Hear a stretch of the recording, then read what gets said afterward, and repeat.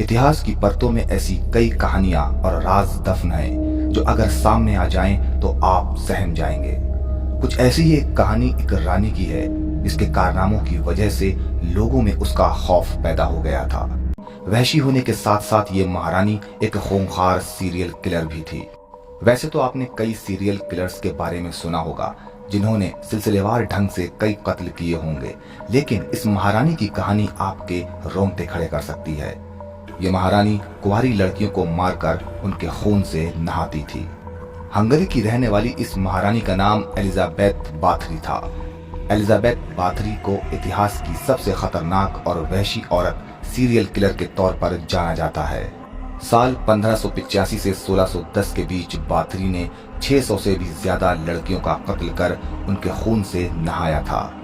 कहा जाता है कि किसी ने एलिजाबेथ को खूबसूरती बरकरार रखने के लिए कुंवारी लड़कियों के खून से नहाने की सलाह दी थी। एलिजाबेथ को ये तरीका इतना पसंद आया कि उसने जुल्म की सारी हदें पार कर दी। सीरियल किलर एलिजाबेथ लड़कियों को मारने के बाद उनके साथ जुल्म और दरिंदगी करने से बाज नहीं आती थी। कहा जाता है कि वो मरी हुई लड़कियों के गोश्त को अपने दांतों से काट कर निकाल लेती थी। कहा यह भी जाता है कि एलिजाबेथ बाथरी के इस भयानक जुर्म में उसके 3 नौकर भी उसके साथ थे। दरअसल एलिजाबेथ बाथरी हंगरी राजघराने से ताल्लुक रखती थी। एलिजाबेथ की शादी फेरेंक नेडेस्डी नाम के शख्स से हुई थी जो तुर्कों के खिलाफ जंग में हंगरी की तरफ से लड़ा था। लड़कियों को अपने चुंगल में फंसाने के लिए एलिजाबेथ बहुत बड़ा जाल बुनती थी।